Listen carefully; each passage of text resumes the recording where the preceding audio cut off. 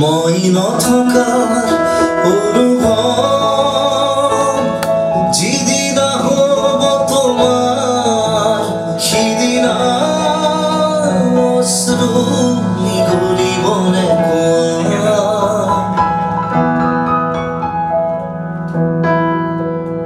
মই নথকাৰ অনুভৱ যিদিনা হ'ব তোমাৰ সিদিনা অশ্ৰু নিগৰিবনে কোৱা মোৰ কবিতাৰ ছন্দ গানৰ সুৰ বুজিবা তুমি সেইদিনা যিদিনা মই নাথাকিম জানা তোমার প্রিয় গীত গাবলে যিদিনা মই নাথাকিম জানা তোমার প্রিয় গীত গাবলে জুবিন গাৰ্গক লগ পাইছিলোঁ মইতো আগতেও বহুবাৰ পাইছোঁ কিন্তু এনেকৈ গানৰ সন্দৰ্ভত জুবিন দাক লগ পাইছিলোঁ 2019 মানত মই তেখেতৰ কাৰণে এটা গান লিখিছিলোঁ অনুৰাগ বুলি সেইটো লনিস্মিতা দেৱী আৰু জুবিন দাই গাইছিলে মই সংগীত কৰিছিলোঁ কথা সুৰ মোৰ আছিলে আৰু এটা গীত আছিলে যোৰহাটৰ আৰেফ আকাশদে কথা সুৰ কৰা জোনাকী ৰাতি বুলি গান এটা তাৰপিছতে সেইটো 2019ত জুবিন দাক আমি গোৱাইছিলোঁ দুটা গীত আৰু এতিয়া যিটো গান বৰ্তমান চৰ্চাত আছে মই নথকাৰ অনুভৱ সেই গীতটি আমি জুবিন দাক গোৱাইছিলোঁ 2021ৰ জুবিন দাৰ বাৰ্থডে আগদিনাখন গোৱাইছিলোঁ 17 তাৰিখে আৰু জুবিন দাই খুব গানটো ভাল পাইছিলে গানটোৰ মিউজিকৰ কথাও মোক কৈছিলে ভাল হৈছে বুলি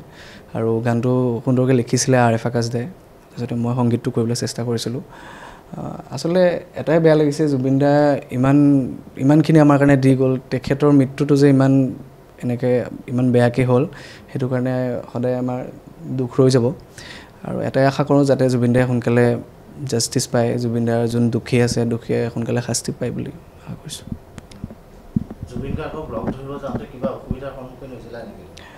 জুবিন গাৰ্গক লগ ধৰিবলৈ যাওঁতে মানে প্ৰথমতেতো একো অসুবিধা হোৱা নাছিলে প্ৰথম যি তিনিটা গান কৰিলোঁ মই নথকা অনুভৱ হওক বা জোনাকী ৰাতি বা অনুৰাগ তেতিয়া একো অসুবিধাৰ সন্মুখীন হোৱা নাছিলে কাৰণ আৰেফ আকাশদা আছিলে আৰেফ আকাশদাই জুবিন দাৰ লগত বিশেষভাৱে ভাল তেওঁ থৈ দি গৈছিলোঁ আমি কাৰো বেলেগৰ থৈ দি যোৱা নাই জুবিন দাৰ লগত ডাইৰেক্ট কথা পাতি পেলাই কৰিছিলোঁ তাৰপিছতে আপোনাৰ বিশেষকৈ মই এটি নতুন গীতৰ বাবে জুবিন দাৰ লগত ৰিচেণ্টলি যোৱা বছৰ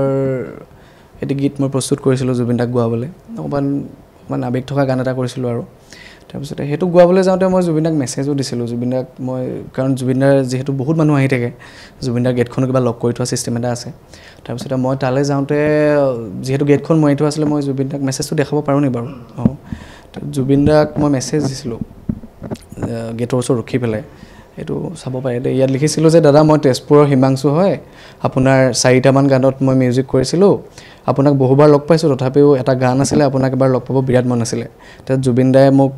ৰিপ্লাই দিছিলে ৰাতি আহিবি বুলি তাৰপিছতে মই হ'ব দাদা বুলি কৈছিলোঁ কিন্তু জনাবলৈ পাই দুখ পালোঁ যে ৰাতি যোৱাৰ পিছতে যিজন ব্যক্তি এতিয়া বৰ্তমান চৰ্চাত আছে সিদ্ধাৰ্থ শৰ্মা তেওঁ মানে অকণমান চবকে কৰে বেয়া ব্যৱহাৰ যোন সংগীতৰে হওক বা অনুৰাগীয়ে হওক বা বয়সস্থই হওক বা যিমানখিনি পাইছোঁ আৰু মানে মোৰ এক্সপিৰিয়েঞ্চত সেইটো বেয়া আছিলে মোক সোমাব কোনোপধ্যে নিদিলে আৰু সেইটো জুবিন দাৰ লগত আশা থৈ গ'ল ৰখি গ'ল এইটো মানে জুবিন দাক লগ নাপালোঁ পিছত পাইছোঁ যদিও মানে গানটো তেনেকেই আধৰুৱা হৈ ৰ'ল আৰু পৰিকল্পনা সেইটোৱে আছিলে জুবিন দাৰ লগত তেনেকৈ ধৰণৰ পৰিকল্পনা কৰি আছিলোঁ কিন্তু কি ক'ম আৰু এতিয়া ক'বলৈ একো ভাষা নাই এটাই মানে চৰকাৰৰ ওপৰত বা আইনৰ ওপৰত এটাই অনুৰোধ যাতে জুবিন দাই সোনকালে জাষ্টিছ পাব লাগে যিখিনি দোষীয়ে সোনকালে শাস্তি পাব লাগে সেইখিনিয়ে আৰু